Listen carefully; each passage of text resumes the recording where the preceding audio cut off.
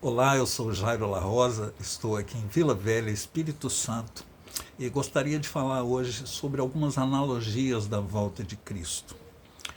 Em primeiro lugar, essa volta é comparada a um convite de um rei para uma festa muito grande, para um banquete. O convite é gratuito, é amplo, é aos seus súditos mais nobres, aquelas pessoas que ele conhece e que convida de uma forma muito carinhosa, manda seus servos convidar. Um por um vai dando desculpa. E é engraçado, por exemplo, eu comprei um campo e vou lá ver. Quem é que compra um campo sem ver? Uma desculpa estranha. O outro fala assim: eu comprei uma junta de bois, vou lá experimentar. É como comprar um carro pelo Mercado Livre. Você não viu, você não testou, você não fez test drive, comprou o carro, depois você vai ver. E um por um, então, vai dando suas justificativas, suas desculpas, e os servos voltam dando relatório ao rei. Essas pessoas não deram valor ao convite, essas pessoas não deram valor ao rei, essas pessoas não deram valor nem ao benefício de ir a um banquete real sem pagar nada. O rei então manda chamar todos. E ele estende então o seu convite àqueles que estavam nas ruas, àqueles extremamente pobres, àqueles que não tinham roupa.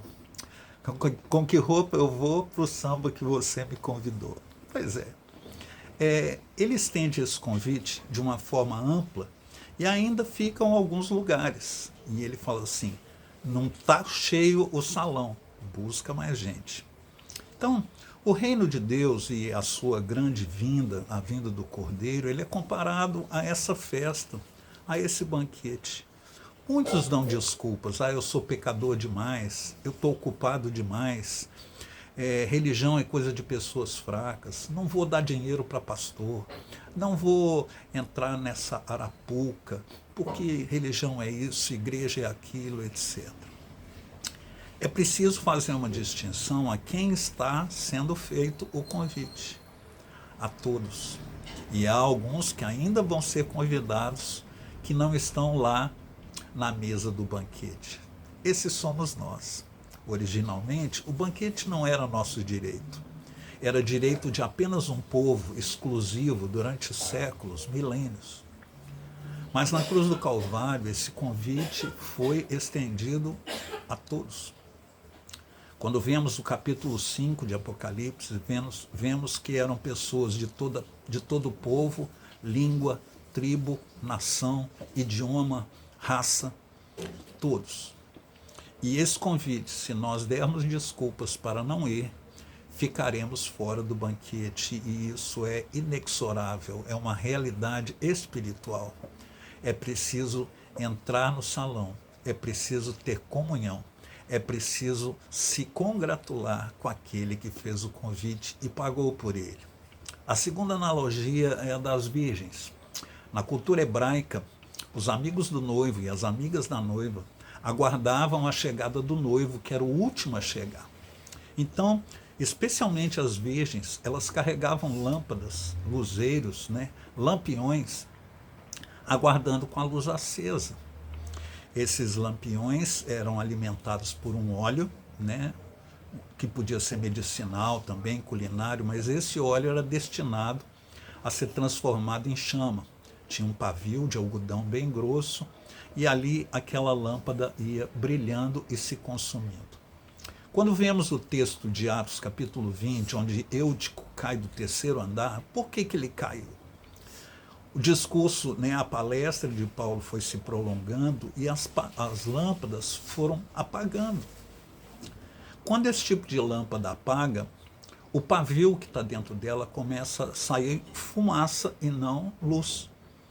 Essa fumaça é inebriante, ela é praticamente uma droga. Quando ela é colocada no meio, como estava lá no caso de Eutico, ela podia produzir uma tonteira, e provavelmente há muita probabilidade de que tenha sido isso que fez Eutico cair. Ele deu azar que estava no terceiro andar. A queda foi feia, Paulo desce, Paulo se deita sobre ele, Paulo promove uma ressurreição. Paulo fez aquilo que um judeu jamais poderia fazer, encostar no morto. Mas Jesus fez isso. Jesus encostou no morto, como eu, como você, trazendo de volta a vida. Ainda falando das virgens, as 10 eram virgens, as 10 foram convidadas para a festa, as 10 tinham lâmpada. Há uma diferença de 5 para 5. 5 delas colocaram óleo extra na bagagem. Estavam cheias de óleo, estavam cheias do Espírito Santo.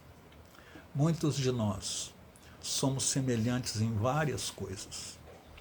Estamos na igreja, conhecemos a palavra, fomos convidados a estar com o noivo, tudo igual, mas há uma diferença: o fogo. A semelhança de Eutico, o fogo foi sendo substituído por fumaça. As virgens provavelmente presenciaram isso. As virgens provavelmente experimentaram aquela fumaça e deveriam ter providenciado mais óleo. Eu não vou entrar no caso da teologia da segunda bênção, mas uma coisa é fato na Bíblia. Deus quer que nós sejamos cheios do Espírito Santo. E muitos de nós estamos satisfeitos com a fumaça e não desejamos ter o fogo do Espírito, a plenitude do Espírito. A maior prova da plenitude do Espírito numa vida são os frutos. Não é o espetáculo, não é aquilo que passa, não é aquilo que pode ser trocado por dinheiro, não é aquilo que é de plástico. Então, é preciso entender que a vontade do Espírito Santo é que nós tenhamos intimidade com Ele, que entremos na festa do noivo cheios do Espírito Santo. A última analogia são dos materiais. A palavra de Deus diz que quando chegar o juízo final, aquilo que é palha vai queimar e aquilo que é ouro será purificado e vai permanecer. Pois é, a semelhança da lamparina que vai emitindo só fumaça, muitos de nós, muitas igrejas, muitas comunidades, muitas instituições substituíram o ouro pela palha, por aquilo que passa. Não vou entrar no mérito da cor da parede das igrejas, mas ela tem uma origem muito simples e técnica.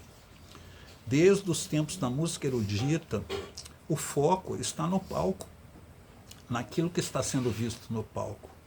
Tudo mais tem que estar escuro, tem que estar com a luz apagada para que apareça aquilo que está no palco. Os tempos passaram e hoje apenas mudou a tecnologia, mas a glória ainda está no palco. A igreja é um altar. A vida com Cristo é se colocar num altar. É na porta estreita, é naquilo que nos custa alguma coisa que nós permanecemos. Lógico, a salvação é gratuita, mas a santificação tem preço. E nós substituímos uma igreja que é um altar por um espetáculo onde existe plateia, palco e bastidores.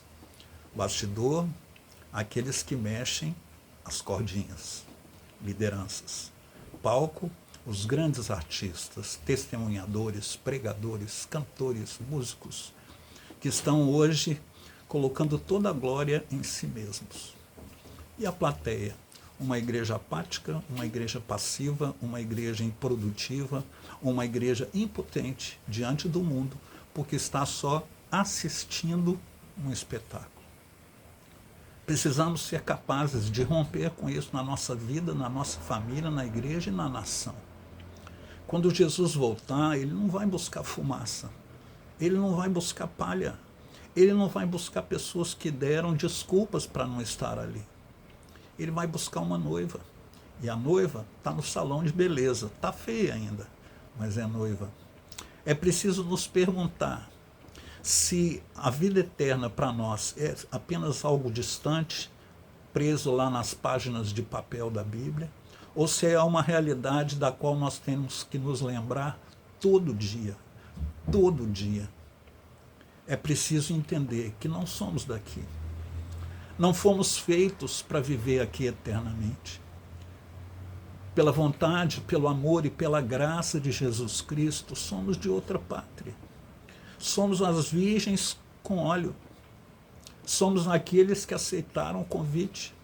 Somos aqueles que apresentam ouro no altar do Senhor.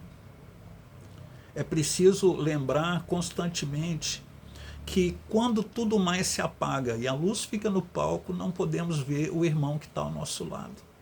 As igrejas tradicionais, você vê o culto olhando para a nuca do seu irmão. E muitos ainda saem depressa depois do culto porque tem isso, aquilo ou aquilo para fazer. Né? A pizza fica mais importante do que a comunhão, a televisão fica mais relevante do que a palavra, e a nossa vida volta ao normal na segunda-feira. O reino não é assim. É preciso ter enchimento do Espírito Santo. É preciso ter consciência que nada desse mundo vai durar, porque é tudo palha. É preciso entender que somos irmãos, temos que olhar para o lado, temos que acender a luz, temos que olhar para o mundo, temos que olhar para o altar, porque o palco vai acabar, a plateia vai acabar, os bastidores, as rotundas de teatro vão acabar. Mas o Senhor, o Rei dos Reis, o Senhor dos Senhores, o Cordeiro de Deus que tira o pecado do mundo, o nosso Salvador, ele vai olhar para nós e estender suas mãos marcadas e dizer: você foi fiel no pouco, entra no descanso eterno do Senhor. Eu quero ouvir essa voz, eu quero olhar esses olhos, eu quero segurar nessas mãos. E você, está preparado? Um abraço com muita esperança.